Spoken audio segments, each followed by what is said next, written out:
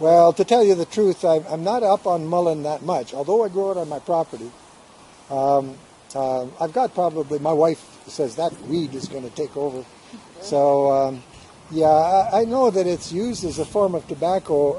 I've got a book, and it'll answer your question. It's written by a friend of mine, Robert Dale Rogers, and I think there's a section on mullein. And it's in our videos. We have these videos of about 250. What I did is I compared the flora of the Laurentians. You know, the Laurentians are the mountains in Quebec. And the book is written in French, but the Latin names. I love the diagrams. And it was completed probably about 1930, written by a priest and illustrated by one illustrator who was a brother. Marvelous, marvelous reference, except it's in French. So I compared the flora of the Laurentians to the flora of Alberta, and any plant that I found was common to both places, and the list is about 300 plants. I think that's the first plants outdoor educators should teach, because those plants are to be found right across Canada. Learn them first.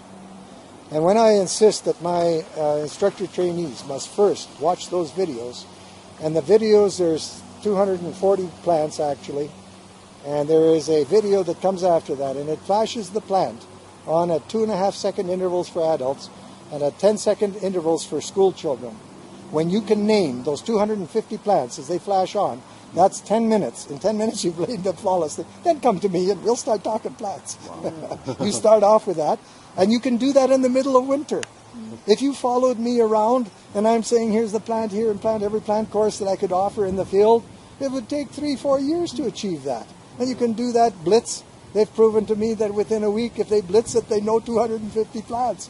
And everybody, I think, must know that when you take a video of a complex surgical operation, the students watching the video seem to pick up more than the people who are actually watching the actual operation.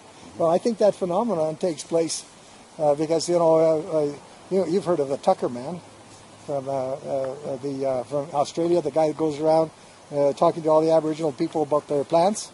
Well, when these two Australian survival instructors wanted to visit me, I happened to have 12 episodes, and I watched those episodes.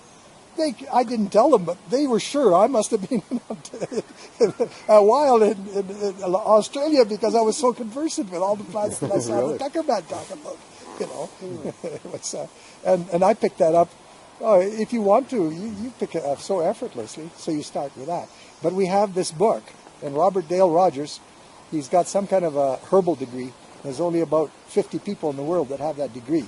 And there's a guy around here, Stuart Goring. He's another genius. He's genius. This guy, he started, as soon as computers would store knowledge, anytime he'd get a book, he'd immediately take the information out of that book and put it, so dandelion or any plant. And that's what that book is. He gave us the discs, and virtually the videos really show you how to recognize the plant and maybe 2, 3, 4 uses. But the book is the encyclopedic rendition. If you need 12 pages to discuss all the uses of that plant, it's there. And it's plant-wise, not disease-wise. Everybody complains, oh, I'm looking up headache. I have to make a supplement that says, okay, here are the headache cures, here are that. We didn't do that. We said bunchberry has all these uses. We said fireweed has all these uses. There are medicinal, edible, functional, poisonous uses. So now we have also another 50 plants that harm, that supplement these others. And you watch them in the howling winter when it's totally impossible to go out, and you keep doing that till you can name them, and every periodically put on that discs that flashes it on to keep reviewing it. And then when it comes, boy, can you get a lot out of going for a walk, because now it's the challenge of the walk taker to because you're so knowledgeable. We now talk a common language, and so that's the first thing everybody does. And then, boy, do you entrench yourself in it. Since you guys like to listen to stories, I spent a lot of time in Ely and at the W.L. Summers Northern Tier Canoe Base. What is the name? I keep forgetting. Yeah. And the guy that was particularly Sandy Bridges, he was the one that sort of ran the place till he died of cancer. I know the place, but no, you haven't been. You're not involved with the Scout. That's a Scout base as big as the one in Philmont, Arizona.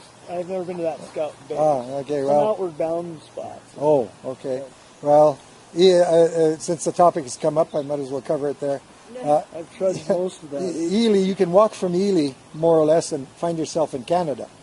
Kind of an interesting place because in Ely, the outfitters that canoe, they've got an American flag flying beside a Canadian flag, and one of them even said Canadian Outfitters, and I'm saying that's kind of unusual that that people would on this side of the border, sort of thing, which I don't spend that much time in the States, but anyway, Ely itself had many unusual people.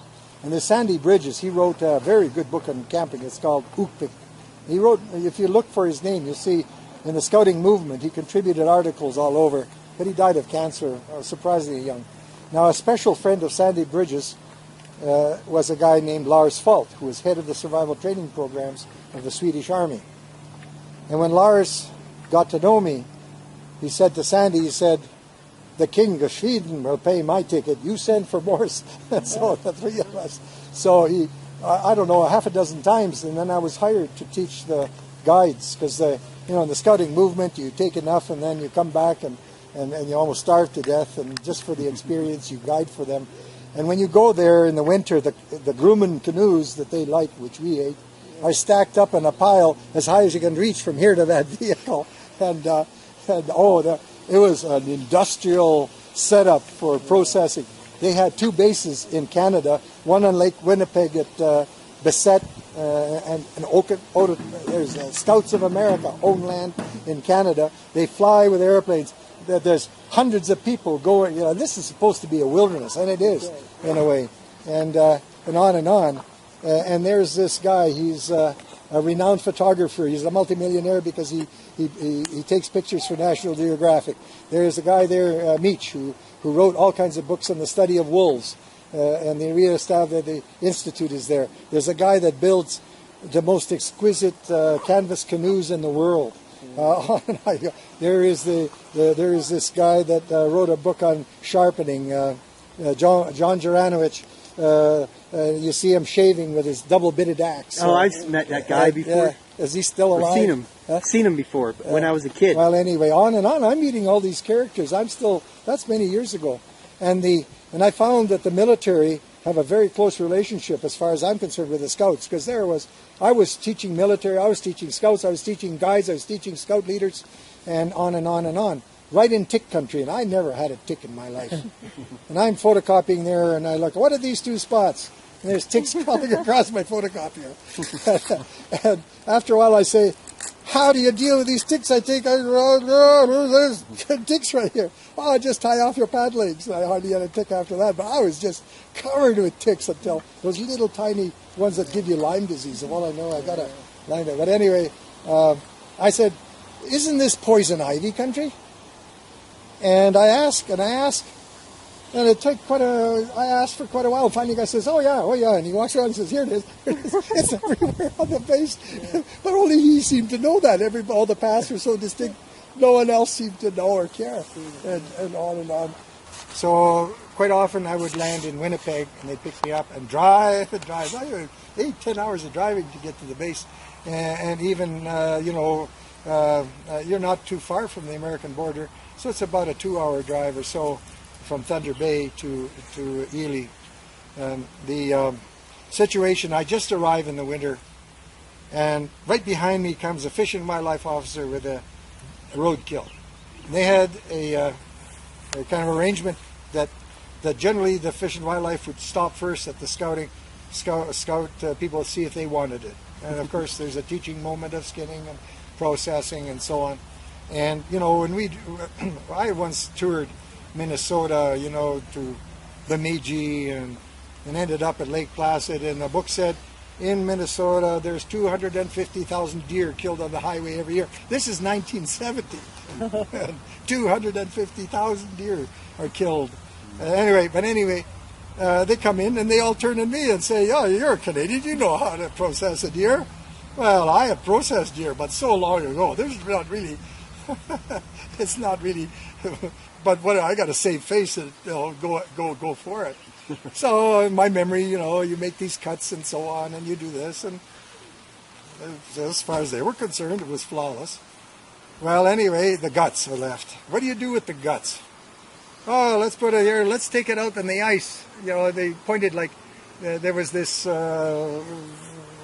living room, common room. You sat in, big window. You looked out on this lake, and there's 24 hours a day. There's always somebody coming and going in the middle of work with the toboggan going out to camp or whatever. So just dump it over there, and the wolves will get it. And I said, you've got to be kidding. There's so many people going around. And so we put them there, and I purposely watched. And sure enough, 3 or 4 wolves usually came up, tackled the entrails, and off they went. And that doesn't happen in Canada. A wolf and a human rarely ever comes within a mile. You really got to work to get close to a wolf there, but they wolves there. Now, one of the guys that lived in Ely at the time, somebody got a wolf pup, brought it all the way from northern Canada, where the largest, the Mackenzie Valley wolf is the largest wolf in the world. And this Meach spent a lot of time studying that particular wolf. Well, somebody brings this wolf to Minnesota and realizes that they can't raise it. And this other fellow who has actually made his living as an artist, I think landscape artist, very well known. So he took on this wolf as a pet. And of all I know, he wrote a book. But this wolf was still not fully grown. When he put his forepaws on your shoulders, he was looking down at you, sort of thing. And he would come up, do that and lick your face, and very friendly. And the guy would bring the wolf in to talk to the various groups about wolves and all that. And there were many people who could not stay in the same room. They would just go to another room because they just did not, their knowledge intimidated so much they couldn't stay there. This was a very friendly creature. But the problem was that he wouldn't play with you at all. Like, you throw a stick, he'll bring it back once. Do it a second time, the wolf will look at you and sort of say, this is not my game, sort of thing. So, they were so intelligent in many respects that you had to know how to, and then of course, you had all kinds of problems because of their inclination to chase. Mm-hmm. But as far as harming a human, you possibly would never, ever harm a human hair because of the way the guy who raised them was very familiar with the mind of dogs, and he was skilled at what you needed to know. So but I never knew what ever happened. But this was a very friendly wolf. And Lars took a picture with this wolf licking my face and then lost the picture. I would have loved to have published it because it was kind of unique and so on. But anyway, it was a bizarre place in many respects. And I remember all kinds of little things there besides the ticks. But I'm giving a talk to a large number of scout masters. They're not canoeing leaders. And somebody said something about lighting fire with a flint and steel. Well, I happen to have something that sparked. And I made some tinder, and I went up to the fireplace and I struck the spark off one of the rocks and bet it in the fireplace. They were like really taken by that. I just looked. They didn't think. They thought I had to have flint. Well, they find gunflint somewhere in some of that part of the country. Well, I need a hard rock. Anyway, and I'm teaching these guys how to sharpen my way. And this John Jaranovich, who lives in Ely, he's also elsewhere, and I often, would watch his presentations, and I don't know any of his, he got so big in the sharpening situation, but that's a bit of a long story, that all his relatives were employed by him. He had all kinds of, in-laws, son-in-laws and daughter-in-laws. Many of them were teachers. They made better money working for him than they did teaching, so they had all these people, and they were putting on quite a sharpening show. But we came from different directions, and we got quite friendly. And I said to John, how many books on sharpening have you got? And he looked at me, he says, I don't have any. Well, I said, I've got 5. and he sold stones and sharpening systems, and he owned knives. So the local processing plants and abattoirs, he owned the knives. You used them all day. When you returned the knife, the next day you picked up a knife that John's company sharpened. So that sort of thing. Well, he was very well to do from that type of process, from the meat industry and so on. And he was very interesting to talk to, and he answered lots of questions But I had his book, and I'd read it, and he gave me all kinds of stuff because he really got on. But there was this guy that kept hovering around all the time. I could see him. He was pretty constant. He never took any of the courses, but he would be there hovering around John's presentation, my presentations. And then he came and talked to me. Well, he was an engineer, and he worked for the competitor to Zamboni. You know who I'm talking about? Zamboni, the ice sweeping machines, ice scrapers. There are blades in a Zamboni that are made of some metal, titanium or something, that when they go dull, there was no means to sharpen these blades. Probably the only way is go and go through the process again. And he had set himself a task that he would try to find, because the economics really would, but no one could sharpen the blades once they were dull. And ice, I don't know if you know much about ice. Ice, is hockey depends on you skating on ice. And at the temperature where the skate presses down and melts the ice, and that allows you this slippery sort of thing. That doesn't happen at 60 below. You cannot skate on ice that's that cold. It won't allow that melting to go on. And ice at 60 below will wear out steel runners faster than gravel will. Gravel has a lot of friction. And the layperson has to realize that when ice is formed, and as it gets colder and colder and colder, it escalates in properties. It isn't the same property that you expect under normal conditions. The properties either grow or they diminish. And the property of skating really diminishes at 70 below. There's just no way that a skater can skate on ice that is 70 below. It won't move. It's like skating on sidewalk or something, you know what I mean, whatever. And so on. Same with flame. There's an escalation that flame will not burn in open air, in still open air at 45 below. A candle will not burn because it can't generate enough oomph to melt the wax to create the liquid sort of thing. Well, anyway, this guy, he was the one that answered more questions than John Juranovich. Because we also, he says, I watch both of you guys, and you have your own sort of things, your own means of instructing, but he says, I like yours better. Well, I'm not trying to blow my own horn, but I was using the cheapest method I could to teach kids, which mostly was very fundamental, and it was sticking your wet and dry sandpapers on a board with carpet tape. Well, he had stones. He did have a version where there was a sticky thing on there and on it, but they were exceedingly expensive. The other thing was that he tended to go for mechanisms that give you a constant angle, and I was saying that the human is able to achieve that without gimmickry sort of thing. And for pennies, I would teach a university student or high school student how to sharpen. He started tanning hides. Now, Randy, I'll tell a story so you'll know him when you see him. Randy, especially when he'd wear a beard. If a guy starts talking about Randy, and I'll say, does he look like a buffalo? Yeah. Did you say that? Yeah, he looks like a buffalo. Well, that's Randy.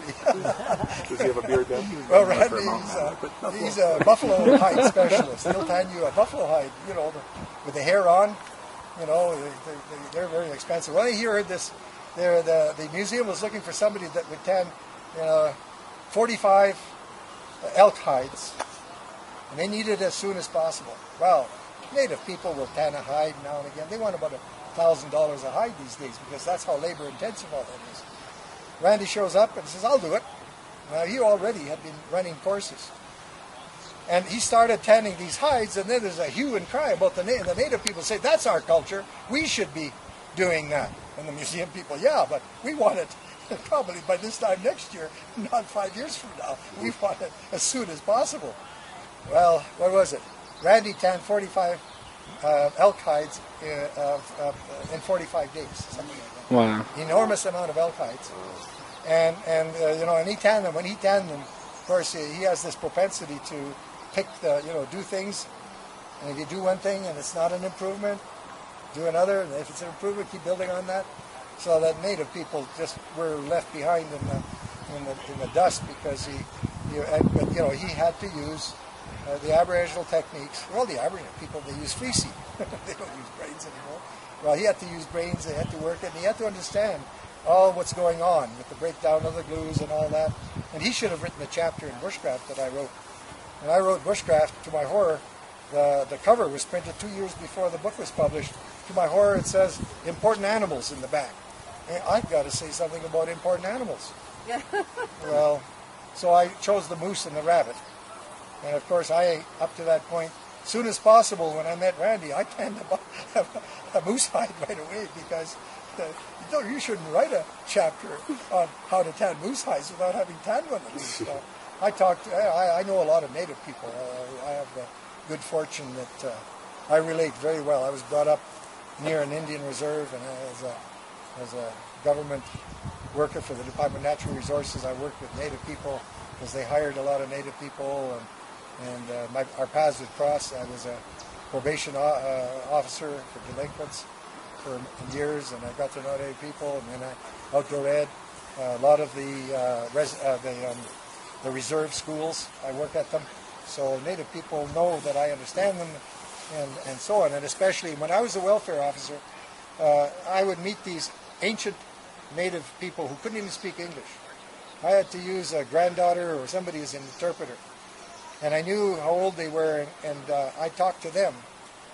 And they had to talk to me because I was the welfare man. They were a little concerned that people down the line might not get welfare if they didn't relate to me in a positive way, I think, in the end. So they treated me very well, actually. And they treated me well because when I would come into the community to do my stuff, I wouldn't question the guys. I would just I already knew whether, I was pretty relaxed about the welfare assistance and everything. And I talked about other subjects, and they felt more comfortable with me because I wasn't grilling them like other workers. There's two people that are really hated, policemen and welfare workers. So I tried to treat all these people that if they met me in a dark alley and I was having a problem, they'd say, "Can I help you?" Instead of saying, "I'm going to beat you up." Even in the drunken state, they'll say, "Well, what are you doing here? Do you need any help?" He's drunk as a dickens. So